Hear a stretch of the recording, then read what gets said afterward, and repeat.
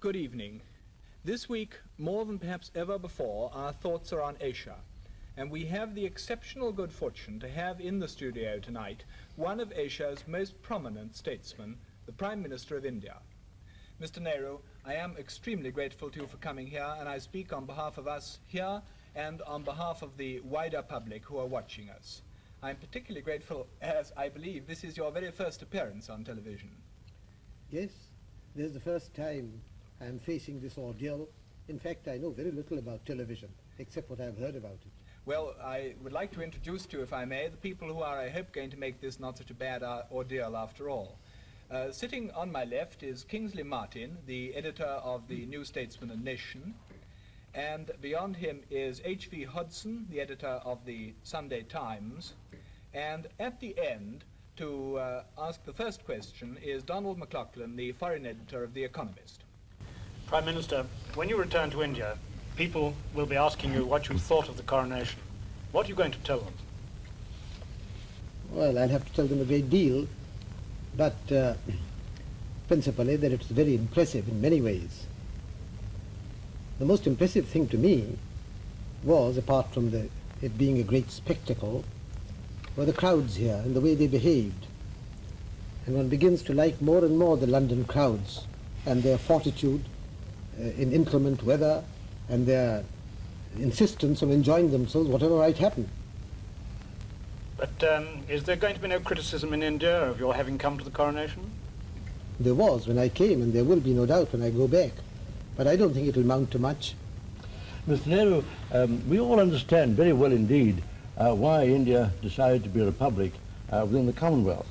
What I think is a remarkable thing is why there is so little resentment in India towards the British in view of our past history. It seems to us that India is a most wonderfully magnanimous country. Can you explain this remarkable phenomenon of forgiveness? Well, partly we don't, I suppose, hate for long or intensively. But chiefly, I think, because the background that Mr. Gandhi gave us during all these past decades. After all, you were in prison yourself 16 years, and you don't seem to have any resentment about it at all. We might almost be popular people in India. Astonishing thing, really. I think it's a good thing for a person to go to prison for a short while. And to be Prime Minister for 7 years. I was going to ask, looking back on those 7 years and remembering all the hopes that were expressed at the time when India gained her independence, do you feel that they have been years of satisfactory achievement, or have you disappointments, Prime Minister? Both. I think we have certainly achieved much, and there has also been a lack of achievement. We haven't done what we wanted to do, so it's both satisfactory and unsatisfactory. Could you elaborate that a little? What have you been disappointed in? That's rather a big question. There are so many things in India. Can I give you a lead about democracy and the progress of political democracy in India? Well, generally speaking, I would say that politically we had advanced. The unity of the country, we've put an end to all the old princely states. We've had these general elections which were remarkable on a tremendous scale, and we've built up a good democratic structure. What troubles us chiefly is the economic side. I believe we have made progress. I should like the progress to be much faster. May I ask, Mr. Prime Minister, whether or not you consider that the economic progress has been fast enough to keep up with the very sharp increase in population? In other words, is there any possibility that India will be more or less self-sufficient in food in the course of time? There's not only a possibility, but I should imagine a certainty, and not in the course of time, but in the near future, in the course of a year or two. On the religious side, that's a very satisfactory, sounds to me an optimistic statement. But on the main trouble there's been in India, I'll put it this way, you have said in the past that you wanted to make India a secular democracy in which minorities could live at peace. Now, do you feel I regard that as one of your principal objectives. Do you feel that you have achieved that religious fanaticism is gone down now? Do you feel on top of that problem? Well, we are on top of it, but I can't say that we've put an end to it. And we have to face it even now often enough. But the last elections showed that the Indian people generally don't like it. And caste?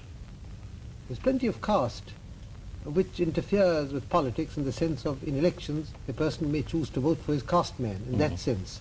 They're still there, unfortunately. We try to fight it.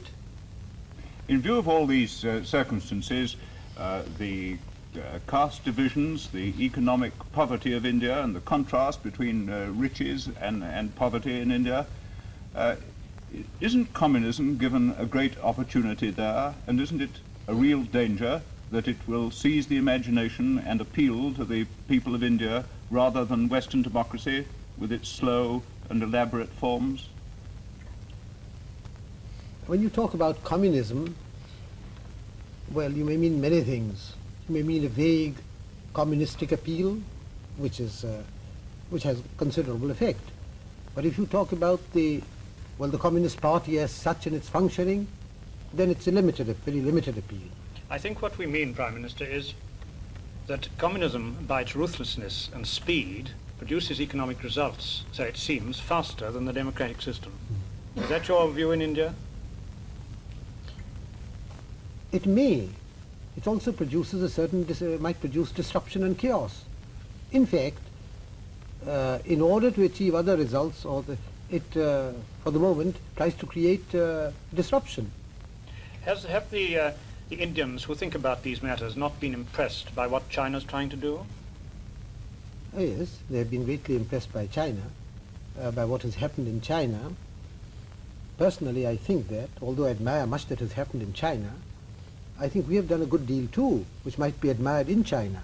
You're satisfied that your methods are as good as the Chinese methods? How can I compare them? They are different. But that is we the function on a different plane. That is the comparison which we're all expecting to be made in Asia. Yes, the comparison will be made in regard to results achieved. Is there then some sort of rivalry between China and India for the leadership of Asia, those peoples outside the two countries in Southeast Asia? Well, there's no sense of rivalry, nor any occasion for it. I do not know about the distant future. Okay, could one possibly put it this way? I think most people feel that the land problem is, after all, the big test issue, the thing that nationalism in Asia is going to hitch onto. And now the Chinese have solved their land problem very dramatically. Now, it seems to us that India, they've solved it dramatically. I don't say well, but they've solved it dramatically. Well, now, in India, people feel that India is slow on the land problem. Can you give us any lead on that? That is perfectly true. We are slow, partly because of the democratic processes being slow, partly because our constitution, laying stress on individual rights and liberties, has been so interpreted by the courts that many of our legislative measures are hung up by the courts. Apart from that, Prime Minister, would you say that the methods used in China are absolutely against the spirit of the Indian constitution and society as it now is? Coercive methods, I mean? Some methods no doubt are, but I can't say about all methods.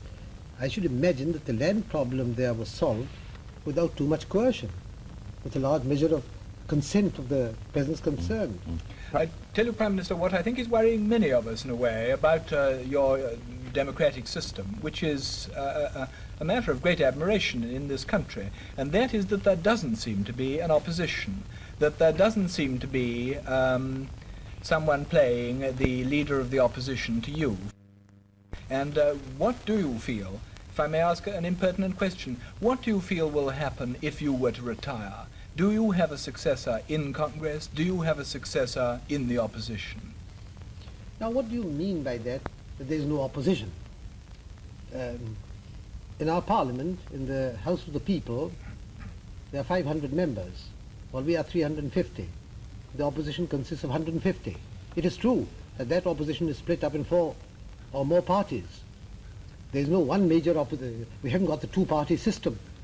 We can't impose that. It develops or not. Would you welcome it, Prime Minister? Yes, on the whole, if there's a big enough party which thinks in terms of office, we'd welcome it. Because otherwise these opposition parties become totally irresponsible. They have no hope of office, so they can say and do just what they like. But there is an opposition, and a very good opposition, both in Parliament and outside. We have continually to face it. If then, Prime Minister, you don't see any immediate danger from communism inside India, do you see any threat to India externally from communist pressure and expansionism, either immediately through Afghanistan, Tibet and so on, or through communist conquest, if you like, of Southeast Asia? Whatever the internal position might or might not be, I see absolutely no danger, external danger to India from communist or any other source. What about relations, there's no danger, what about relations with Pakistan? Are you more hopeful now of settling up difficulties? You've been seeing the Prime Minister of Pakistan from time to time, I believe, recently. Yes. Our relations have improved greatly. Our psychological approach to each other is much better. And I think that we shall gradually solve most of our problems. It may take a little time to solve all of them, but I think we are on the right path. But, Prime Minister, I think that what we were getting at a moment ago about the fear, a lot of us here have been afraid that if there is, as there now seems to be, a truce in Korea, that the Chinese may expand elsewhere. Not perhaps directly into India. The Himalayas are, except for a few climbers, a comparatively good barrier. But there is the danger that they might expand elsewhere in Southeast Asia and be a threat on your flank. Do you think that there is a danger of that sort, a danger of Chinese expansion down into China, Siam, and so Burma? I think that is a wrong view completely. I don't think China, ever since its this change over there, has had any desire to expand. They've got enough problems of their own. And so far as India is concerned, we have the most friendly relations with them. What about Korea, though? That seemed expansionist to some of us. Well, till the 48th parallel was crossed in Korea, there was no sign of Chinese activity. It was only after that was crossed. And China, I have no doubt, feared invasion of its own mainland.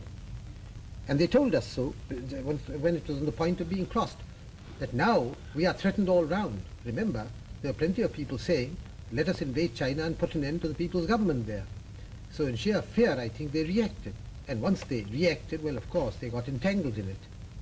Prime Minister, isn't there a danger in these countries of Southeast Asia from the from the Chinese policy of regarding Chinese abroad as still their own citizens and not encouraging them or even allowing them to become full-blooded citizens of, let us say, Malaya? Yes, perhaps there is, but that's nothing to do with policy.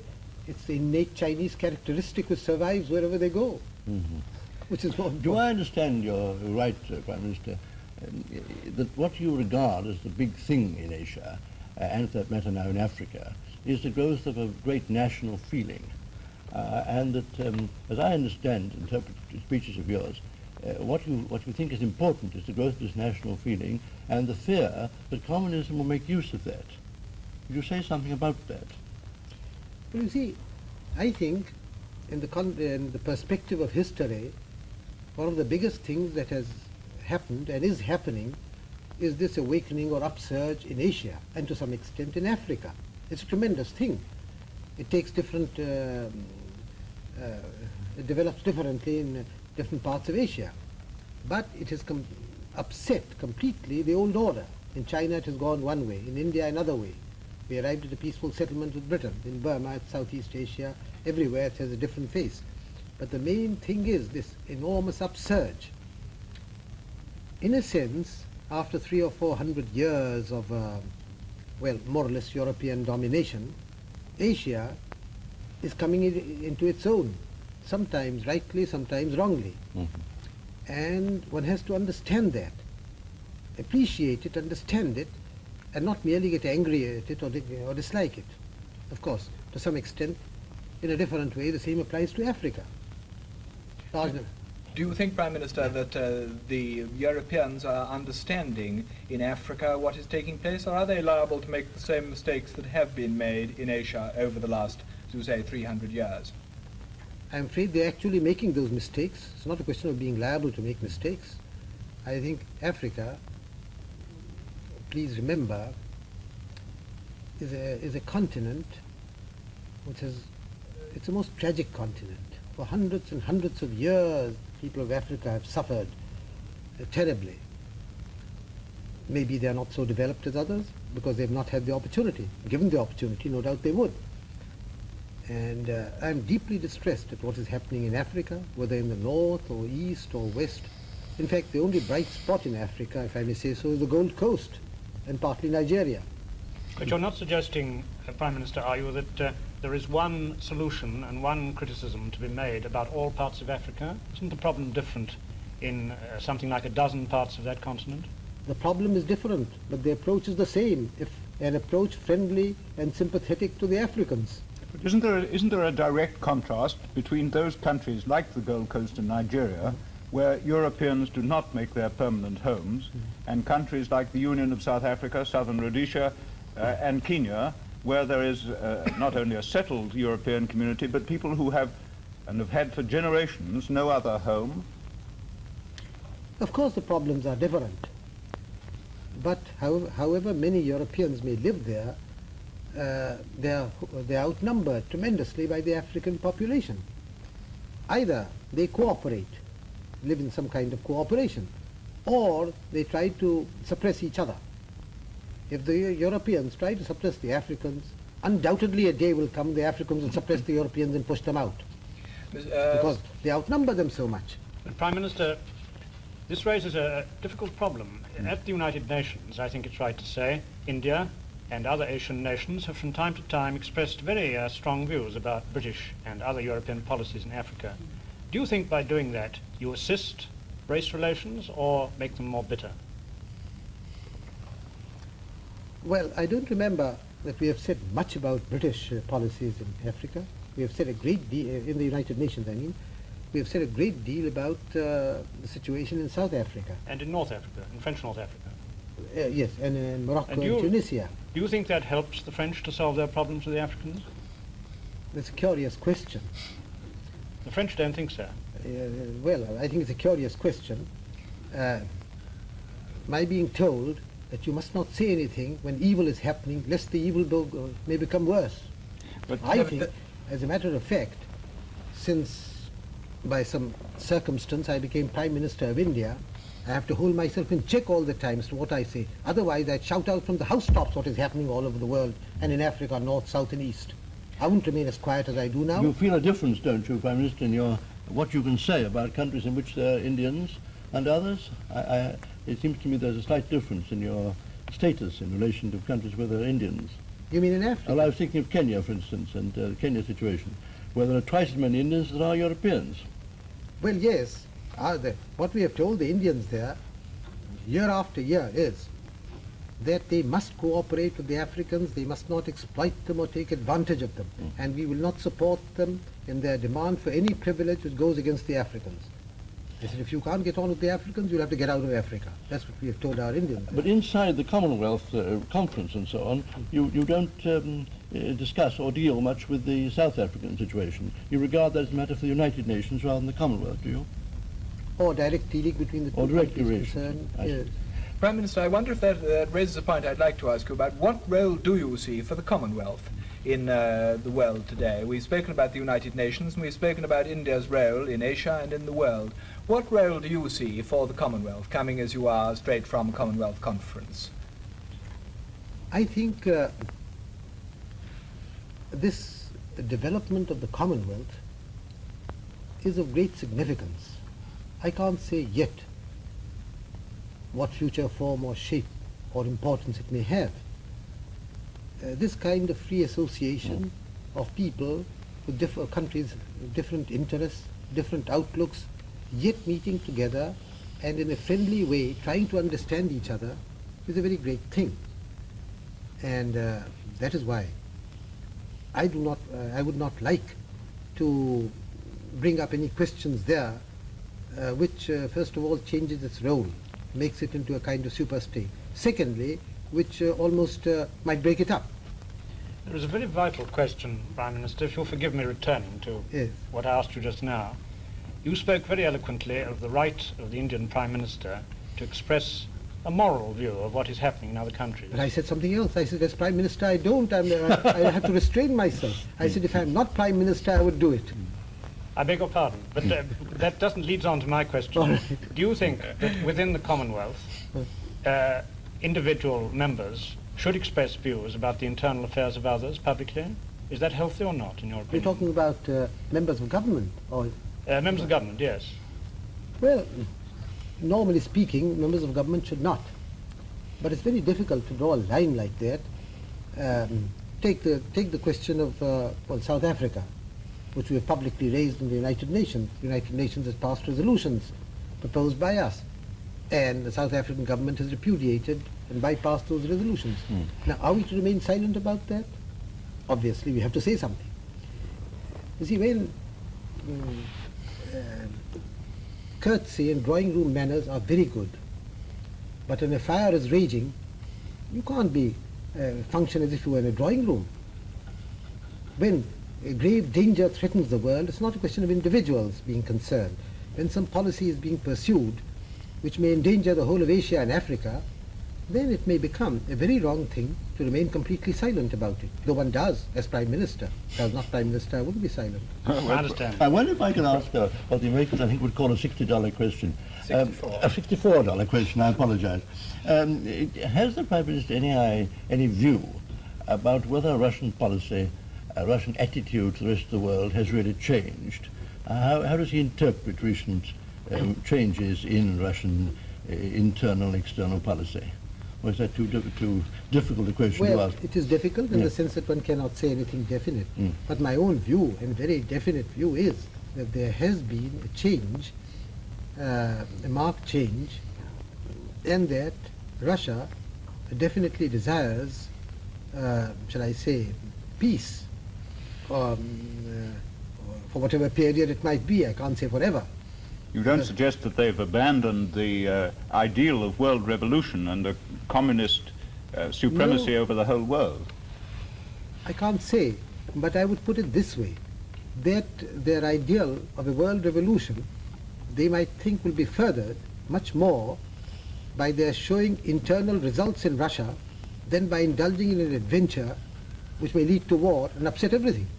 And on that basis, you might be hopeful of some results from a big power conference. I don't say four power, but big power conference. I certainly think that the time is ripe for such a conference and that it should lead to results. Do you Prime think Minister, a the- four-power conference could hardly tackle the questions of Asia adequately without the presence of governments like India, could it? Later. Asia meaning the Far East? The Far East and Central Asia. Central Asia, what do you Southern mean? Asia, I beg your pardon. Southern Asia, yes. Well, that's true. Asia will have to be represented there, and the Asian countries concerned. So after a four-power conference, you would expect something larger in which India might take part. Or would you regard the United Nations machinery as being adequate once the will to use it were present? Don't know. The United Nations has undergone considerable transformation. And as you know, people argue as to whether it can continue in its present form or not. It started as a universal body to which every country could belong, every independent country. Now, some of the biggest and independent countries are not allowed in it, which seems to me completely opposed to the very conception of the United Nations, China not being in it, for instance. Not a question of liking China, the Chinese people's government or not. It's a question of recognizing fact and reality. If you don't, Well, it's the United Nations that suffers, not China very much. Mm-hmm. But do you think it will be possible then to bring China in, perhaps after the truce in Korea? And what stands in the way now? I would have thought very little. I hope it will be possible, and I believe that the pressure of events will bring that about. It may take some time, not immediately after the truce. If you were to be present at the Bermuda conference, what do you think should be pressed on Mr. Eisenhower? The admission of China, what sort of a settlement do you see as at all possible in the Far East, which must be one of the subjects discussed at Bermuda? Surely you don't expect me to say what I would expect to happen at Bermuda, No. except that then or later the question of China coming into the United Nations has to be raised. In fact, it is odd, is it not, that say in these Korean truce negotiations or in the political conference to follow, China is bound to be there. There's China, there is the USA, there is the UK, there are other countries. They meet to consider problems. What more recognition is there when dealing with major problems in this way? And it seems odd after that to say, no, we won't allow you to talk about other matters or come into the United Nations. Would you agree, Prime Minister, that Anglo-American, British Commonwealth American, if you like, agreement and concord have a very special value for the defense of our common ideals of democracy? Yes, certainly. And that to aim for that has a value of its own, and that it may require sometimes some compromises from our side with policies that we don't see 100% eye to eye with on the other side of the Atlantic. But Mr. Hodgson, politicians are always compromising. They have to. But there is a tendency, if I may say so, for leading statesmen in Europe and America to look at the world from Europe and America. Well, if we look at the same world with the same principles from, let us say, Delhi or some place or Karachi, well, the world looks slightly different. Geography counts. Take the question of China. China is a distant country to most people in Europe and America. China is a country having a 2,000-mile frontier with India. Well, it's a different picture to us immediately. Well, I certainly agree that your contribution from Asia is an invaluable one. I just wanted to suggest that is, I say, that is the value, one of the significant features of the Commonwealth conferences, that these different viewpoints come up, maybe if you like slightly clash, but in a friendly way, I mean, and lead to a better understanding. Prime Minister, you've had one problem for some years which has tested the ability to compromise. May I ask whether the assistance of the United Nations in the difficulties between Pakistan and India have on the whole been helpful? I'm afraid not. The United Nations has not helped. It has not proved helpful with all the best will in the world. I think because in the nature of things these problems are more easily dealt with directly than through third parties. Isn't it in that case partly due to the fact that both sides at the beginning of the Kashmir dispute, so to speak, staked out a legal claim for the whole of the prize, and that neither really believed that they could ever have the whole? That's to say, the situation is actually, to some extent, a fait accompli with Pakistan in the north and Jammu in Indian hands. There must be some sort of a compromise, mustn't But there? you must remember, that's true. Yeah. That's true. Yeah. But you must remember that the reason for its going to the United Nations was a very simple issue. Yes. That is Pakistan's invasion. That was the issue. I accept what you say, that if you look at the question as a whole, it is a complicated issue and not easily disposed of by a simple formula. Therefore not good for legal discussions, what I meant in the United Nations. That, I'm afraid, is all that we have time for now tonight, Mr. Nehru. I would like to thank you on behalf of ourselves and of the public both for the questions you've answered as Prime Minister and also a few asides from Mr. Pandit Nehru. And I would like to thank you very much indeed and to welcome you to England at any time you come and any time you wish to address us again on television. Thank you. Thank you. I haven't found this last half hour quite so bad as I expected it to be. In fact, it has passed rather rapidly. I was surprised that it was over. Perhaps because your questions were interesting and I got involved in them. Anyhow, it has been a pleasant time and I thank you for it. And I wish those who may listen to this later on good night.